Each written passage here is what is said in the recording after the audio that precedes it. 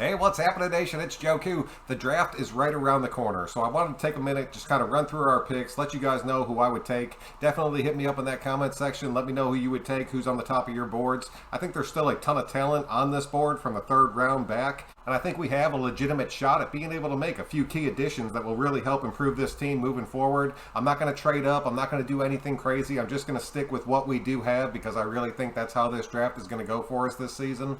But we're not going to waste too much time. We're going to go ahead and jump straight into it. If you are new to the channel, if you think about subbing up, I really would appreciate that. But we are starting off with pick 86. And I am telling you right now, if this kid is on the board, I want him as a Raider so damn bad I cannot even put it into words. If you have not heard this kid's name, as soon as this video is over, type it into YouTube and just watch him. He's a three-time FCS All-American at 3 different positions. He's played quarterback, running back, and linebacker. The kid is just one of those people that is a complete freak athlete.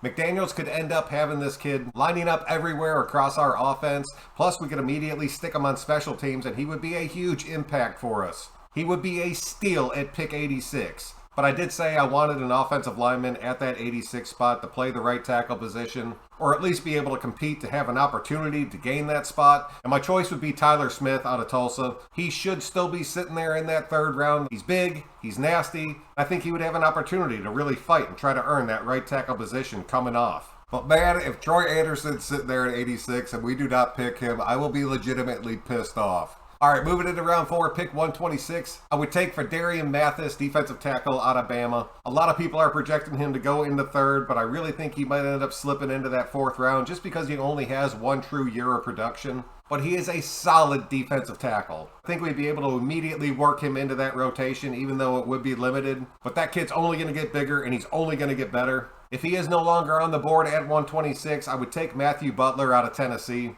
He's another big defensive tackle that can play the 1 or 3 tech, and the kid just has a ton of upside. But I would definitely take Mathis over Butler if they're both on the board. Either way it shakes out, though, I'm taking a defensive tackle in the 4th round.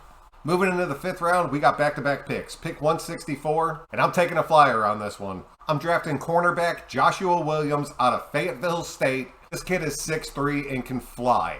I know he comes out of a smaller school. I know a lot of you guys try to avoid that like the plague, but I'm telling you there are some hidden gems on those teams who just never get a real opportunity to get to one of these bigger schools and be able to put it on like the main stage. And this kid has all the intangibles that you are looking for. I know we're going to end up bringing in a cornerback through this draft at some point, and if it ended up being this kid, I would be happy as hell about it, even if it didn't pan out. But he could end up being something really special. And moving right into pick 165, I'm taking Xander Horvath, the fullback from Purdue. I know I said before that I wanted a big power back on this team, but I wanted him to be a running back and not a fullback. But this kid is Mike Allstott 2.0, and he deserves to be a Raider. The kid is mean as shit, and if you put him in the silver and black, it is just meant to be. He seriously just buries people. He's definitely going to end up getting drafted. I just really hope that he falls to us. It is a freaking monster. And finishing up round 7, pick 227, I just want a kick returner / punt returner so Hunter Renfro's ass does not have to do it.